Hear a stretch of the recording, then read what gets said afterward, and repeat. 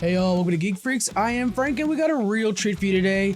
We are visiting LA Comic-Con. So the structure of this episode is going to be me and Squeaks, who went down there doing the reporting, discussing the convention, what his experience was like. This is his first time at LA Comic-Con, so we got a lot to dig into.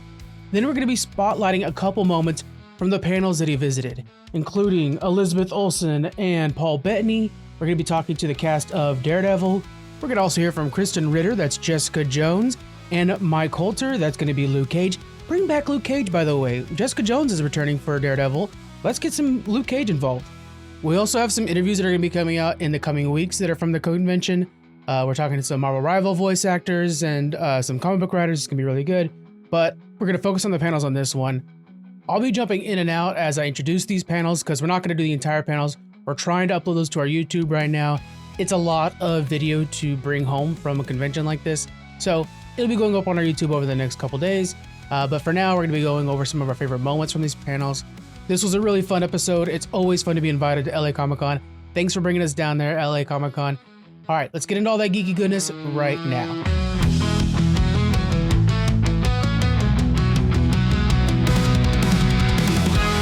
First off, what'd you think of this event? This is your first time going to LACC, right? Yes, first time, and I was pretty blown away by the size of this event. I was not expecting it to be this big. It wasn't until I started looking at the floor maps like a day before, 2 days before, that I was like, holy crap, right? But then, I mean, yeah, still doesn't put it in perspective, because then you get there and the halls are so kind of like separate from each other. There's a lot of walking involved, but it's most definitely a big event. According to others, I was being told when I was there just talking to randoms that it grew from last year. So hopefully, I mean, this thing just continues to keep growing. But I had a great time. The vibe I keep getting from it is that it is what San Diego Comic-Con was maybe 10, 15 years ago before SDC sold out so much. Not in a bad way, but like, you'll get like regular Paramount shows, not necessarily geek-related stuff there now. So it feels like it's gotten very corporate. What were some of your favorite parts, just kind of going in broad strokes?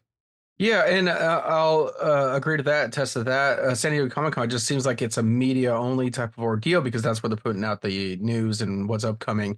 LA Comic-Con, I will say that it's like sitting down at a bar with some of these cast members and they're sharing stories, and it's funny and we're laughing, and that's what makes the panels like really great. I had multiple giggles when it comes to the Daredevil cast and the what was the second one I hit up? Daredevil was after that. I know you went to Vision and Scarlet Vision, Witch. that one. Yep, the WandaVision one. There it was. There was quite a few of them, so and that's what I think this was, and it was, gosh, like thousands of vendors on top of like real star-studded cast. So this was great that it felt like a Comic-Con and not so much of a corporate thing, because I know I was trying to I'm trying to put out get like news to you, right? So if I heard anything that I felt newsworthy, would send it to you. But honestly, that was not the vibe. I really didn't get much of that. It was just conversations of what happened, and then what they reminded us that they couldn't say for future projects. Well, I think that's the difference, right? SDC is trying to break the news, but this you actually get to hear from the people that are making it and hear the passion and stuff like that's going into the work. Let's talk about your panels first. That Daredevil panel, I mean, they had like the cast out there. That thing was incredible from what I saw so far. Yeah. No, that was great. And that was the first one that really just, it felt like that mood where I was just sitting down at a bar and talking to them. They talked about some of the experiences, obviously with prior seasons, on top of like kind of what they felt like was turning points in their career. So it was not just about really Daredevil. That was nice. There was the reminders for us that they can't talk about the next season. So it's like, come on, stop teasing me. But it was kind of nice to just get the human part of it instead of the actor part of it. And that's really what this was. The only thing that I don't know if I could really confirm this or not confirm this. I don't know. I put it out there because it was asked on my X account, but was Foggy coming back for this next season? Oh yeah. He said, I think Eldon is his first name. Right. He said no, and he seemed pretty hardcore. Bullshit. But there was a lot of chants in the crowd saying you're a liar. So it felt like it was a hardcore no, but I mean, it felt hardcore, but it didn't feel authentic. So that's the only anything I could give you from the Daredevil one. The for fact that anything cast is all future. together. So I spoke with a PR agent that runs that's in charge of Charlie, and they said they're filming right now. And so I'm like, the fact that they're all together and they're filming right now, the only one that's not with them is Karen, who we know is with Punisher right now, and like Okay. that side of things. It's like, okay, then you guys are all working together right now, so Foggy's there. That's That's an interesting take. I got a lot of messages, kind of like not hating, but in a way, it was being not saying the most pleasant things because Karen wasn't there. Mhm. I didn't think about that actually, because when they were talking, they never once said like this season was over or anything. They just talked about cool moments that happened, but they couldn't say. Right. So Yeah. that's a nice point out. Yeah. And then they literally said, the PR agent said they're filming right now, so they can't. Nice. They didn't say what, but I was like, I know what you're filming right now. Yeah, for for sure. this to be going on. Did you notice that Charlie Cox has like the big beard, which reminded me so much of like that comic book run when he has the big beard? So I thought maybe they're gonna steal that look. Oh, see, I was thinking like, oh man, this is what not currently acting looks like, but I didn't think about it because they all just look so I don't want to say unfresh, but definitely not what they look. Well, yeah, they're bums, show, right? Yeah, but yeah, I didn't think about it like that. Going forward, thinking of like Born Again, which was kind of nice actually. I didn't really put this together. I did, but maybe because it was highlighted. Charlie Cox says something about Born Again's story kind of started in season 2. Mhm. And it did with the imposter Daredevil, and because I'm reading Born Again, and I was like, man, you know what? I didn't really like register that. But he mentioned that, and going, I can see that in the part where. No, I don't know. I don't actually. I think he's done acting because the reason Yeah. I say it is like reading forward in Born Again, like he's had his mind game moments already, so I think that's done. But I don't know. Yeah. It's just, to me, that beard is like, man, if you're gonna grow that beard, you have to make sure you have enough time for that. And they should be filming, and he has that big beard. So I'm like, that beard's gonna show up in Daredevil then. Dang. And we literally have a specific look for Daredevil with that beard, Dang, I didn't think they would go that far with it. Do you think?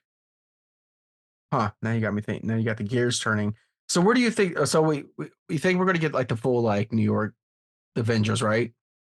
Yeah, I think so. That's how I think. Whatever. Yeah. Do you think this is like a big time gap of that beard coming along, or is this post Kingpin? And I think we're gonna get to no. I think season 2 of Born Again is gonna be basically like an extended long fight against Daredevil's regime is what this is set up to be. So I think it could be a couple years long, but we might be jumping in like a year in enough because he said, I'm going to go build a team. And then we're going to be seeing him with that team. And we're going to have a Punisher little thing beforehand too. So we'll have a little bit of a gap there. Yeah. So.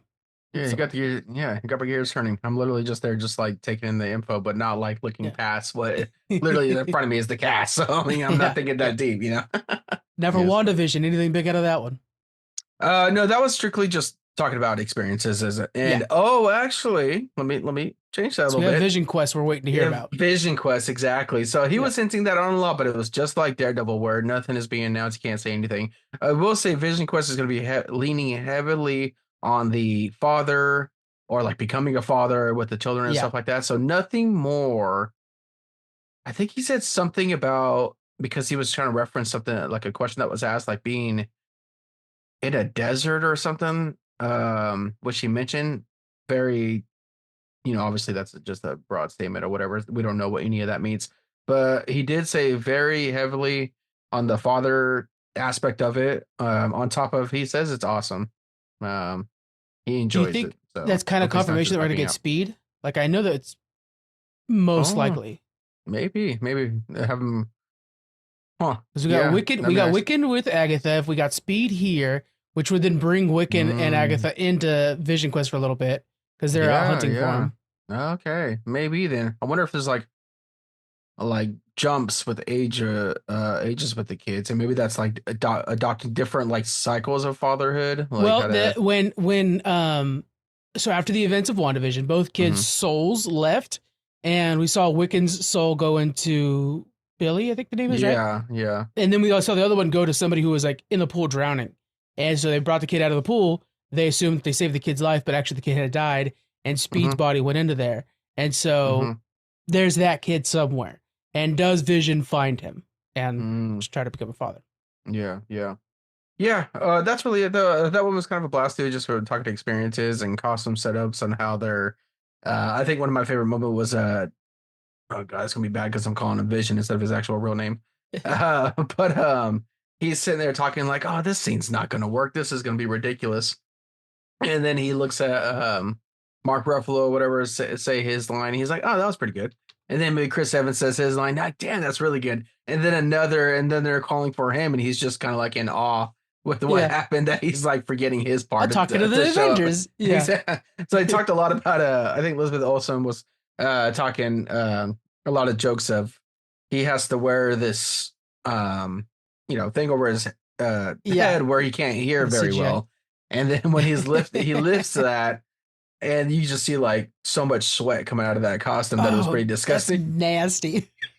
Yeah, so it was like moments like that, and that's the feel of like the LA Comic Con where I'm talking like you're just hanging out and talking, and I love to hear the news, but some of these are, I don't know, are just more of an experience. Now I will say like news wise, we already knew, kind of backtracking a little bit, we already knew about the Lucasfilm.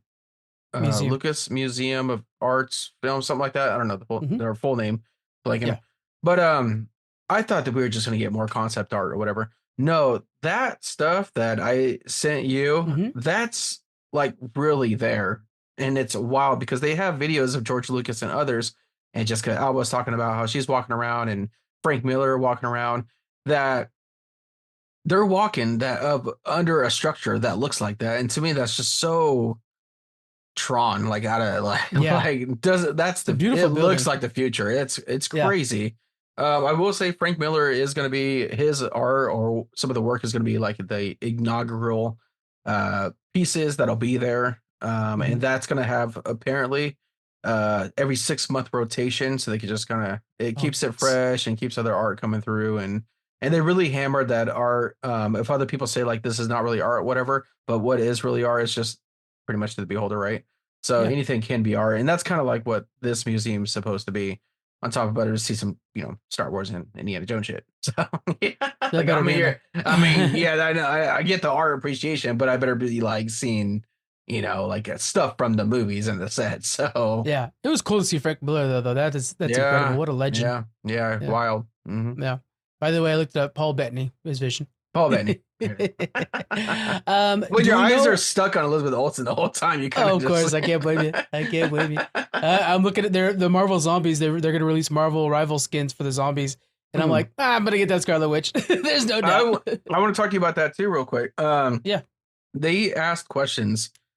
Some of the people are a little too much with the questions, like way comic booky. Like, I don't know, these people aren't like there. Yeah.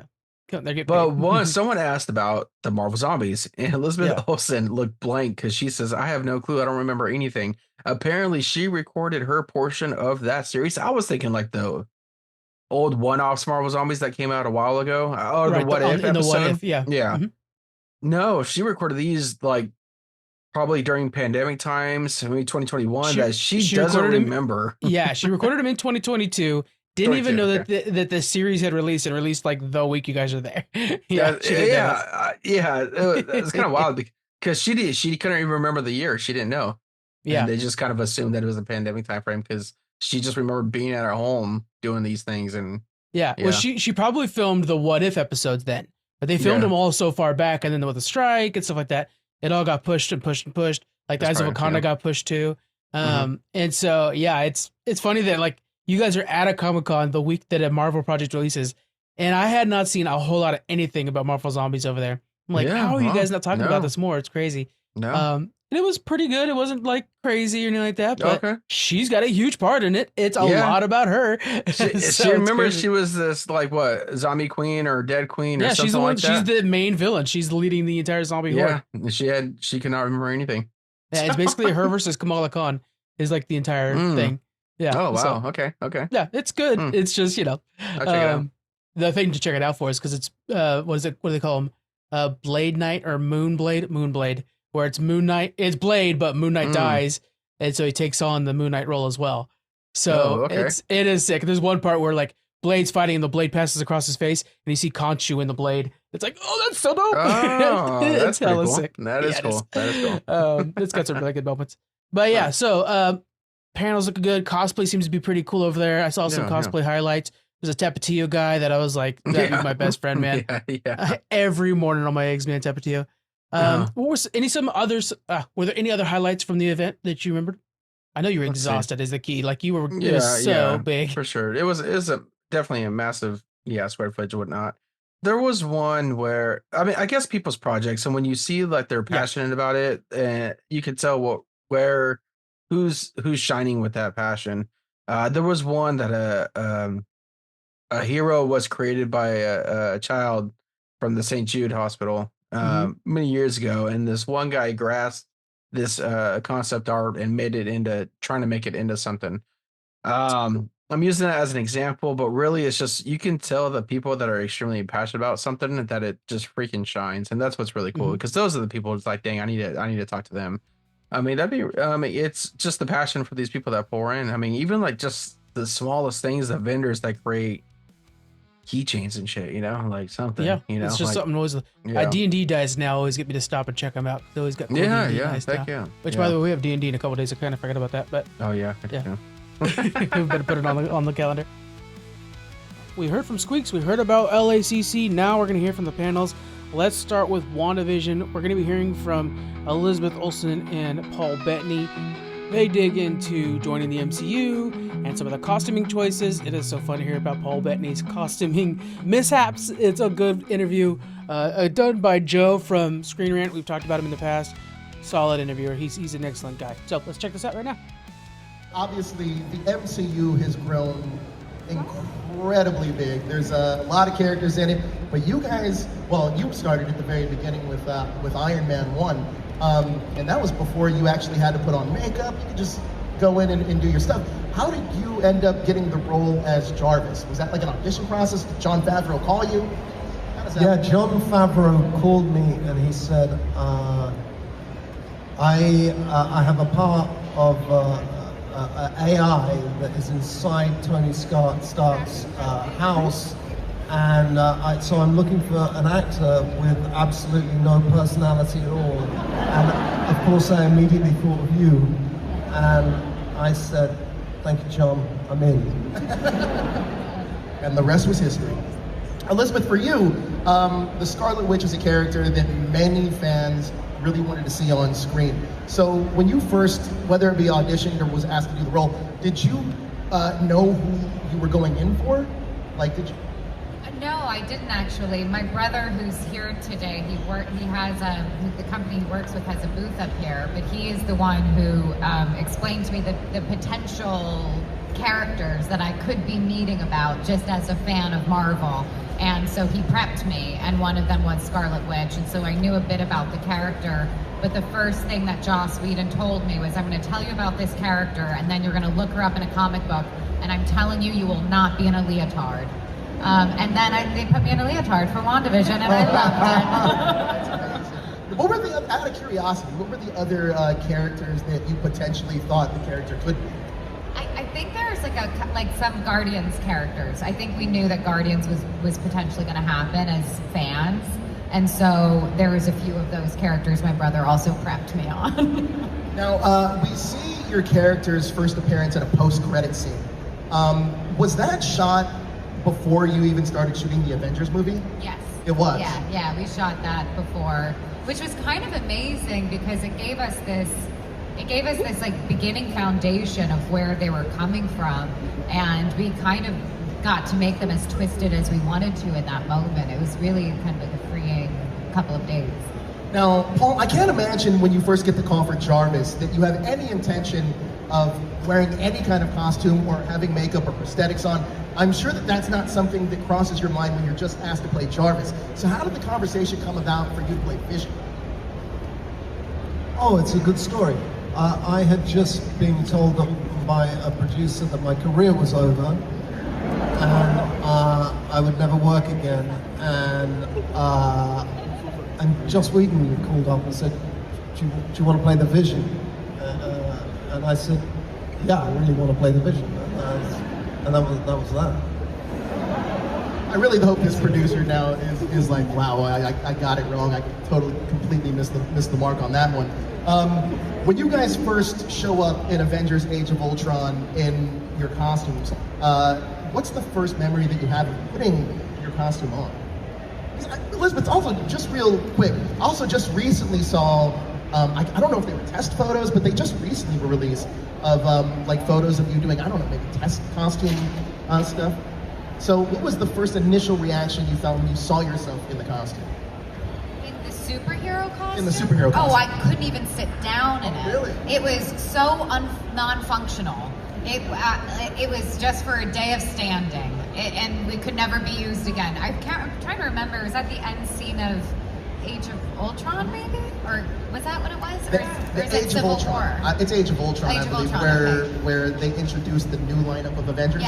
Yes, and it truly is the craziest costume, and we never used it again besides that one day, because you couldn't use the restroom, you couldn't sit, and you could hardly walk. So it's very useless if you're trying to fight anyone, you know. And so that, I just remember being very confused on how it functioned. I can imagine. Paul, how about you? Because your ears are covered. You're like, you know, in heavy like paint makeup. Like, how was it for you? Well, before the costume, there was actually a costume where there was no costume, and it was all makeup. And they glued things to me. Wait, really? Yeah, I had no costume.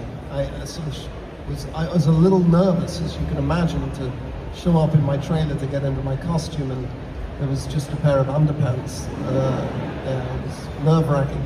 And then they started sticking things to me, and it took about 5 hours, and then it took about 4 hours to get off. And they realized, oh, we can't shoot on him if we do that. So then they made me a costume. So they made you a costume mostly done out of efficiency to save money, essentially. Yeah. That's incredible. It's what they do in X-Men is what with oh gosh, what's that character? Mystique. Sure. That's how Mystique is in naked costume painted on her. But you didn't want to do that. You're not as tough as those women, Paul. Oh, sorry, I love him so much. Oh, right. Oh, right. Hold on. Hold your horses. I was champing at the bit to be naked.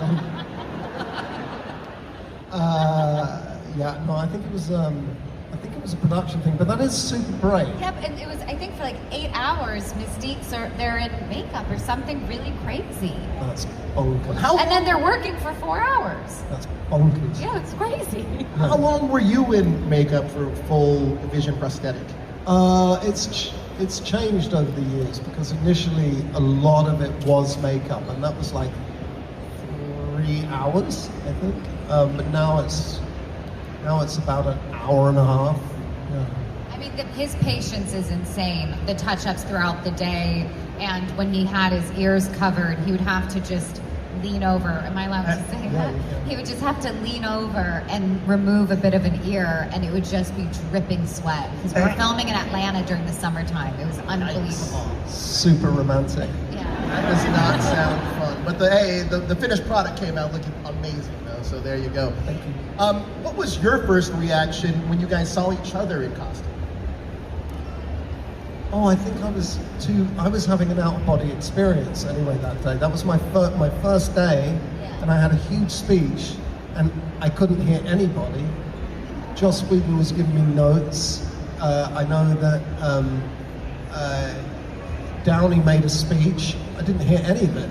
I just couldn't hear. And no one remembered their cues that day as well. That's also true. And so there's just a lot of awkward pauses that had to be edited out of the movie. It was a strange first day. It's really weird. And all I could hear was myself in my head. It was so off-putting. It's horrible. I love Marvel so much. I love the MCU.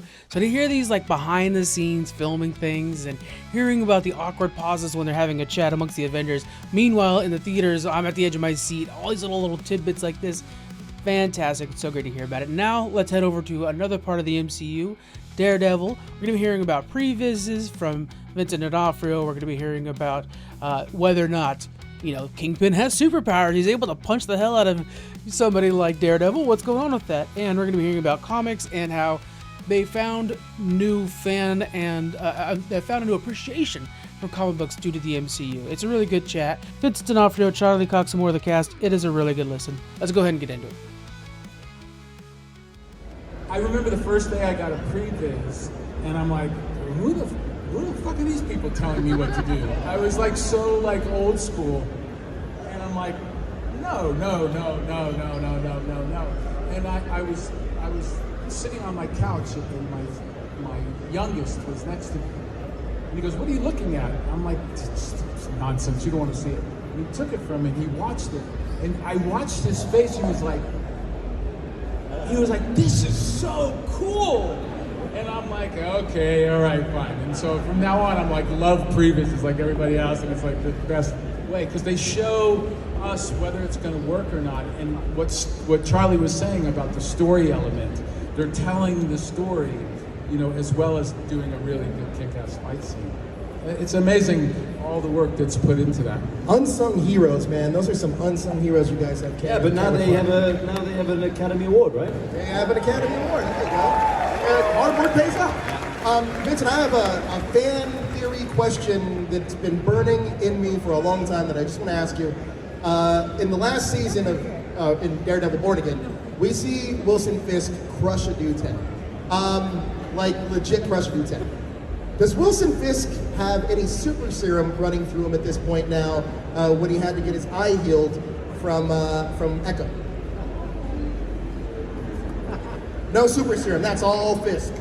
All right. It's all Fisk, yeah. Okay. Yeah, it's all Fisk. Okay. Back to your guys' questions. Thank you for clearing that up. We'll go right here with, in the glasses right here? Yeah. Hi, so I want to know, what was it like playing these characters again after all that time between like Daredevil and Daredevil Born Again? How was the experience different? It's so fun. I mean, can you imagine having a job like this? I mean, it's like so much fun. I get to create this batshit crazy human being, that everybody relates to for some reason. Like it's just an extraordinary amount of fun. I mean, it's hard work. I mean, it's like digging ditches, but it is hard work. And not just the actors, it's everybody involved, and it was when we got the word, it was like, can you imagine getting that word? I mean, talking to Kevin Feige on the phone for the first time and him telling you, hey, welcome to the MCU. It's like, wow, okay. Like, never in my life did I think that I would even give a fuck about the MCU. Now it's like, wow, this is fucking great. Because I love the character and I love what ever since Iron Man, what they did. And like, it was like, I was with you guys. I was like a total fan. And the idea that our little show on Netflix was being invited to this bigger platform, and that we were not the stepchild. Well, we still are kind of the stepchild, but the stepchild got their own room, and it's I just can't say anything more than it's so much fun. It's also worth noting that like this show truly has one of the greatest casts, one of the best groups of people that you could possibly. So part of the joy of getting that call is just being like, oh shit, I get to go back to summer camp, And that's that's not to be underestimated as well. Like that is really true. Like it's a really good bunch of people, and we all get on, and we're all passionate, and there's no bad eggs. I mean, maybe Wilson a little bit sometimes, but I get cranky. But I tell you what's really fun about what you just asked. I didn't grow up reading comics. When I heard about Daredevil, I thought it was like Evel Knievel. I thought it was like a Daredevil. I didn't know he was a Marvel superhero. I didn't know nothing. So when we were shooting those first few seasons on Netflix, I would read the scripts and I'd read things and I just didn't get. There was some stuff I just didn't really get it. I remember like in the first season, there's an episode where my character goes to Melvin Potter's house. I don't know who Melvin Potter is. And then there was a reference to stilts in the corner, and I was like, well, weird. I don't know what that means. It didn't mean anything to me. Now, having come to these conventions and met the fans and seen the reaction and read what people have said and heard what people, you know, and having read so many comics at this point, I now read these scripts. We read these scripts, and like something will happen. I'll be like, oh, that's so cool. Like I can imagine how the fans are gonna respond to it. And like there's obviously I can't say anything, but there's a couple of moments in this next season which are so cool, you know? And so it's really fun to kind of be able to keep making the show whilst also now having become, you know, like such, like so aware of what people respond to. Well, look, Vincent, you called it the stepchild. I think Daredevil's the prodigal son returning to the MCU. There we go, right? 1923, a Yellowstone origin story introduces a new generation of the Dutton family as they explore the early 20th century when pandemics, historic droughts, the end of Prohibition, and the Great Depression all plague the Mountain West, and the Duttons who call it home. The series stars Helen Mirren and Harrison Ford. This series features all 8 episodes of Season 1, plus over 2 hours of special features. Own it now on DVD and Blu-ray. The Prodigal Son returning. No better way to put the Defenders, the Netflix, all those classic Marvel shows into the MCU. I love that sentiment. That nails it. Speaking of those Prodigal Sons, we're going to be hearing from Krysten Ritter next. That's Jessica Jones.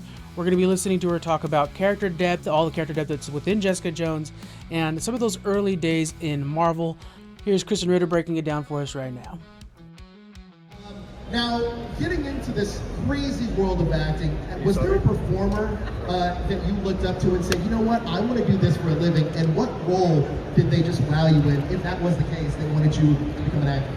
You know, I didn't really have like one thing. I mean, I was a really big fan of Jim Carrey. I would watch his stuff and all of his funny faces that he would make. And then I think now I always look to the really amazing character actors like Jamie Lee Curtis and Allison Janney and those kind of women who are always just showing up in something and making some noise. And I think that's kind of what I'm really into right now, is like, if you're gonna show up, you're gonna shake things up. And you had a dream come true recently then, because you were just in the most recent Sonic movie. Yeah. And you got to share the screen with Jim Carrey. Yes. What was that experience like? I was really worried that I was gonna cry when I met him. I was so overwhelmed because he is like such an icon to me, and I would just like be a kid watching his movies and like rewind, not to put, you know, age myself, but I would rewind the VHS and like start it again and watch him in color, and being in the same room as him was insane, and doing a physical comedy scene with him, and he was so generous, and we really hit it off. Yeah, you guys have great chemistry. And it's Jim Carrey. I know. It's wild. Now, Jessica Jones is a character that, when I saw that show, I was blown away. Thank you. It was absolutely incredible, but it's a character that kind of redefined what Marvel superheroes can be. It's a character that's messy, flawed, but very human. What attracted you the most to a character like Jessica? Oh my God, how layered and complex and truthful, and what a deep, rich history she had. It was just drama first. You know, Melissa Rosenberg and Scott Reynolds, our main writers, had come from Dexter, and it was like always, like, we just treated it like boots on the ground, and I just started to believe that I had super strength and I could fly. And it was, you know, to play a character who puts one foot in front of the other, has had so much trauma in her life, but she still shows up. Like, that badass, that bravery, that power, there's nothing like it. Yeah. Now, we just had Mike up on stage, and he was talking about... Today? Just right before you were here. We were just talking to him about when you guys all did the Defenders together, and he talked about, he shared a memory with us. Who was here for Mike? Who saw Mike's panel? He just shared a memory with us about how you were knitting on set. That was the memory that sticks out the most.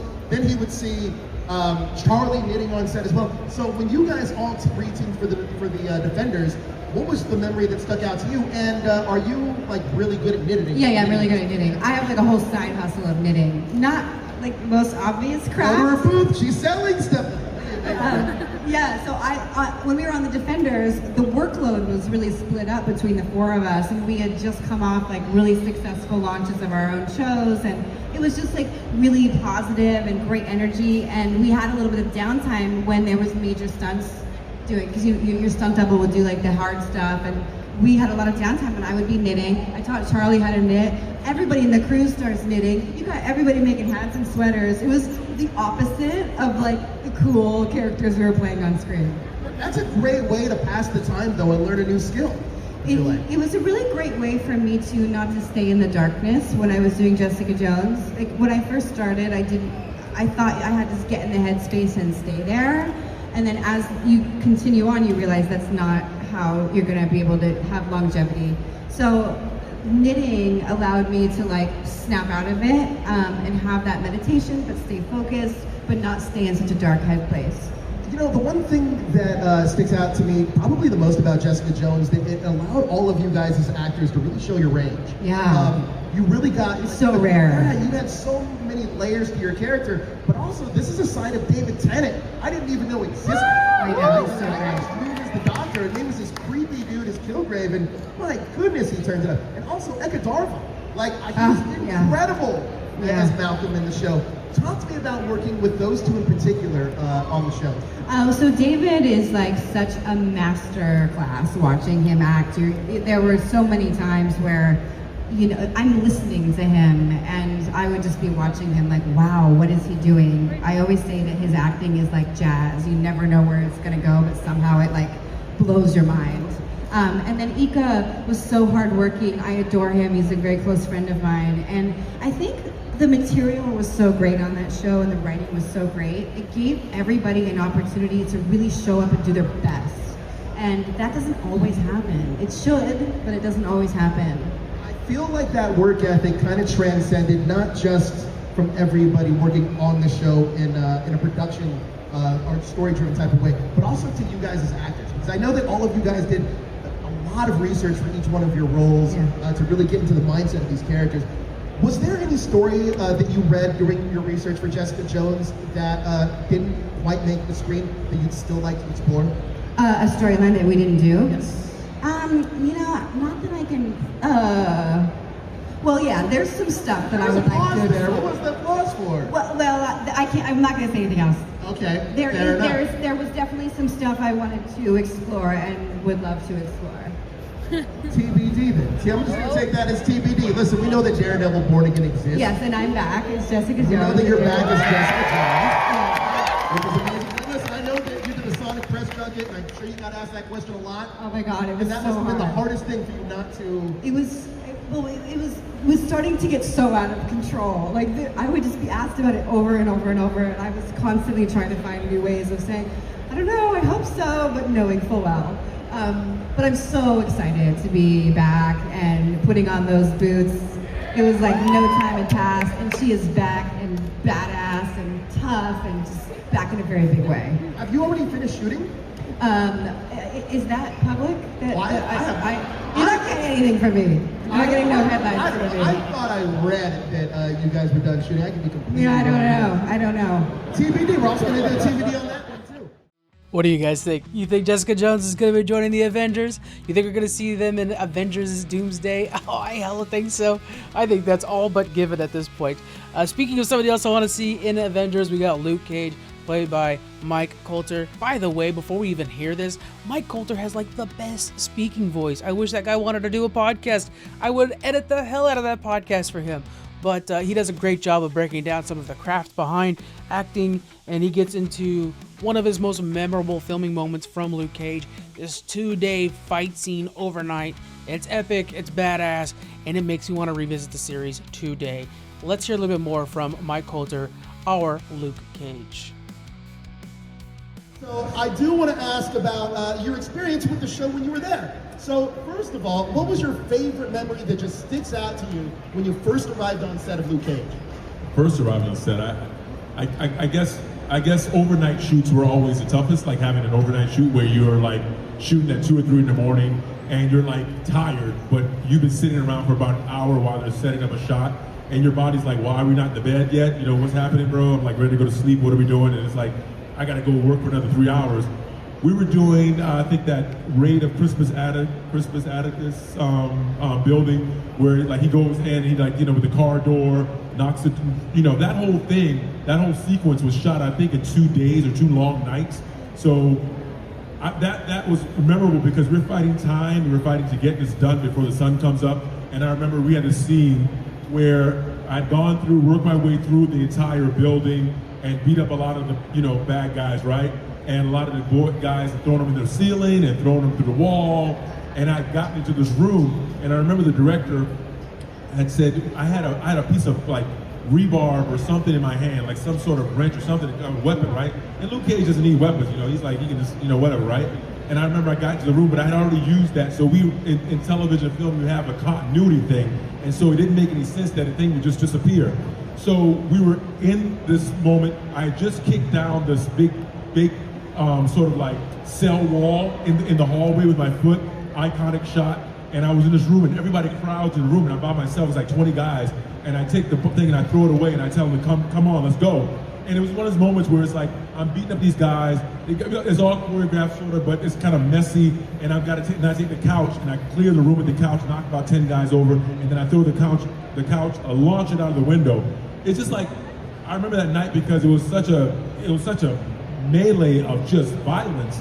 And I was so tired. And we got the stuff done. And it turned out really well, but I remember just being exhausted. And the time when I got off, the sun's coming up, and your body's like, I want to go to sleep now, right? But I had been doing nights, and it's just weird because I got to my bed, and I was like, I couldn't go to sleep because I was so wide awake from all this adrenaline so it's hard on the body when you film at nights, but I remember that thinking to myself, ooh, this is tough, and I don't know how long I can keep doing this, And then you reflected back on your one of your idols, Bruce Lee, and said, how did that guy do all that stuff, right?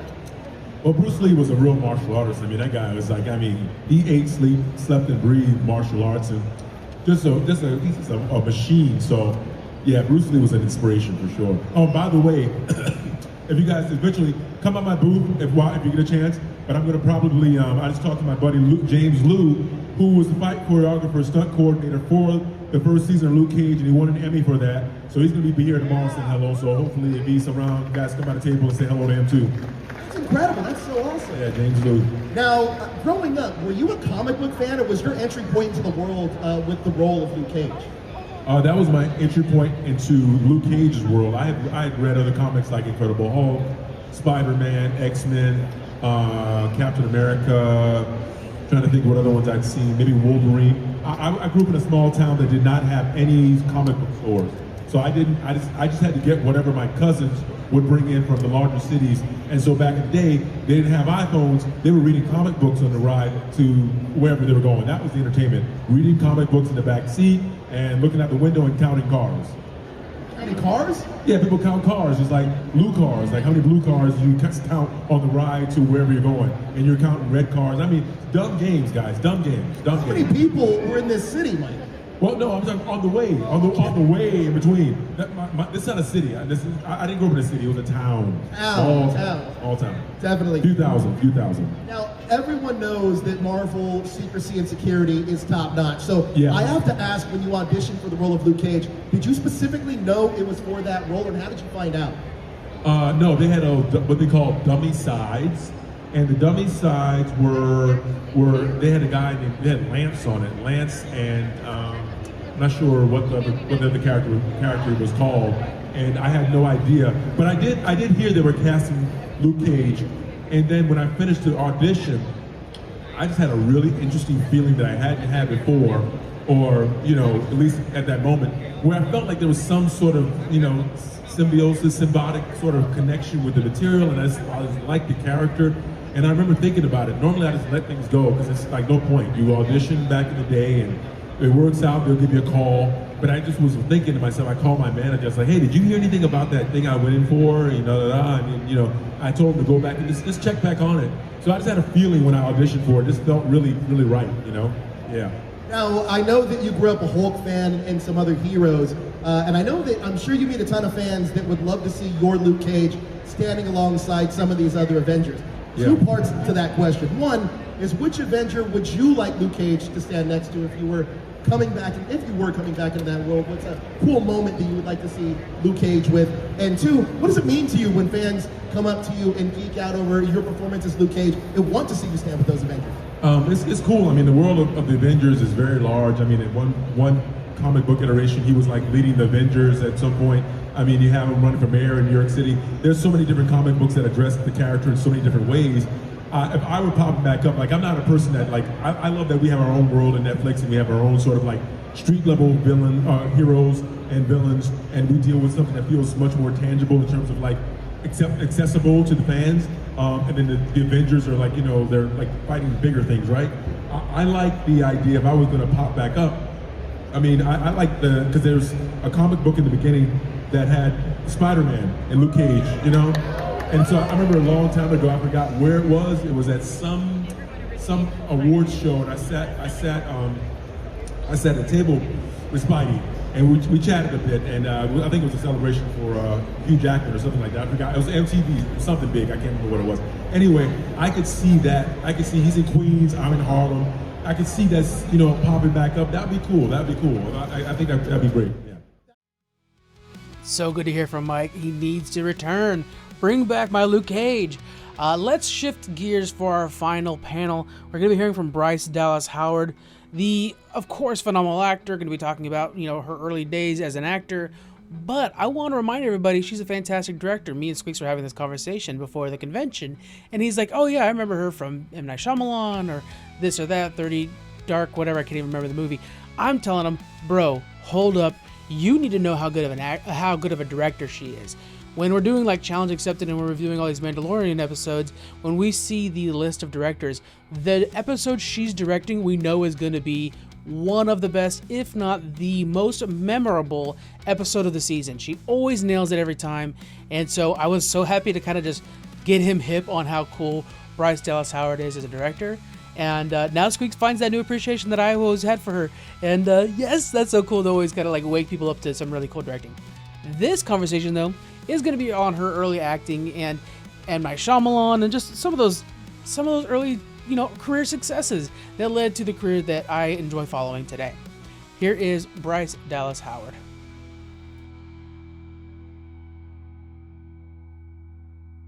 I thought we'd start our conversation at the very beginning of your career. Your first big breakout was in M. Night Shyamalan's The Village. Was it, yes, amazing movie, right? Was it true that you were cast based on a performance in a Shakespeare play? Yes, I did a performance of As You Like It, which was written by William Shakespeare at a theater in New York, the Public Theater. And Knight saw me in this play. I was 21, had just turned 21. And he waited afterwards to introduce himself. I was a huge fan. I had been watching the behind the scenes DVD footage for Unbreakable on like non-stop. And so I actually saw Knight in the audience and I was like, whoa, that's M. Night Shyamalan. So he waited afterwards and introduced himself, and then a few weeks later asked to go to lunch, and at lunch he handed me the script to The Village and offered it to me, which was crazy. And now that I've been in the industry for over 20 years, I realize now more than ever how truly insane that was. But he's the kind of guy to make those sort of bold choices with confidence, you know, so that was really cool. Did you feel a lot of pressure at the time?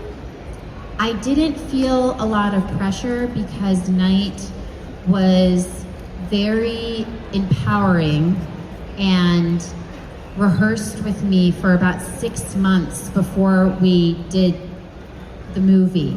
And so I was very, very, very prepared because of the time that he took with me. And I was used to sort of being like the director's little buddy because I was always following my dad around growing up. And that sort of just like immediately transferred in my relationship with Knight. Like I was the director's little buddy, and so I would just be there as he was doing other meetings and whatnot. So I felt very included and very in the know, and never like a meat puppet. Actors can sometimes feel like meat puppets, and that was never the case with Knight. And so I didn't feel overwhelmed, surprisingly. Also, the other actors were so inclusive and wonderful. I mean, Sigourney Weaver who's such a legend, was so protective of me. as a young woman in my early 20s, and so it was very cool. Sounds like an amazing experience. Since we're at LA Comic-Con, we have to talk Spider-Man 3. Yes, please. Yeah. What is your strongest memory of that experience? Oh, so many good memories. I just saw Kirsten Dunst 2 nights ago, and we hung out because she has a movie coming out called Roofman that she is superb in this film. And we were just, we were reminiscing for sure. I mean, it was a really, I remember being a part of Spider-Man 3 and thinking to myself, wow, it's so cool how the crew and the actors have become almost like a company, like a band of, like a little circus where they know what their show is and they come together, and each time they want to dazzle the audiences more.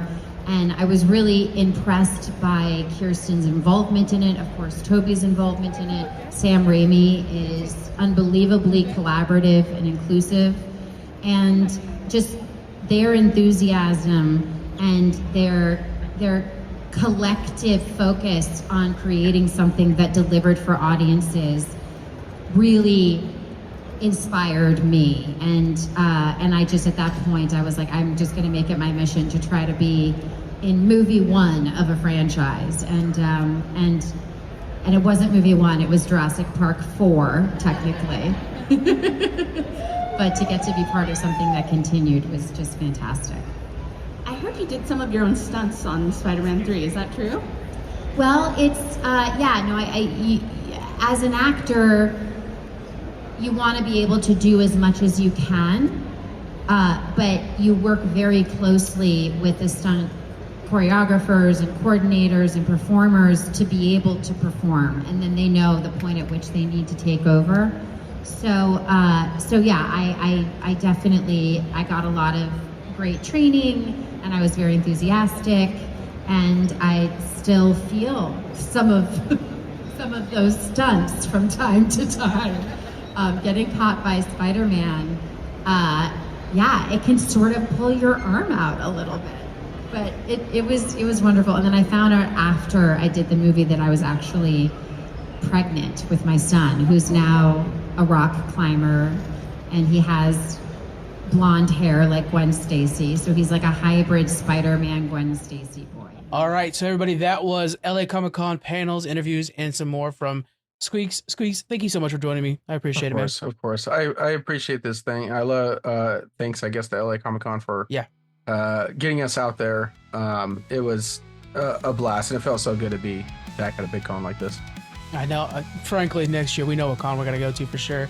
That I think Dana's already got BlizzCon hotels booked and stuff, so I'm so freaking ready, man. I cannot wait. Gosh, man.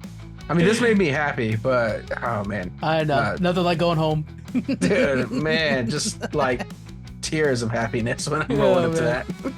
I can't. I'm literally on my other screen now. I have a 2-hour video about World of Warcraft going on right now that I was listening to before you got on, and just I'm eating it up.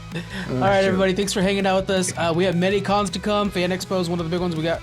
That we're looking forward to in November. Make sure you guys hang out with us. We'll see you on the next one. Bye.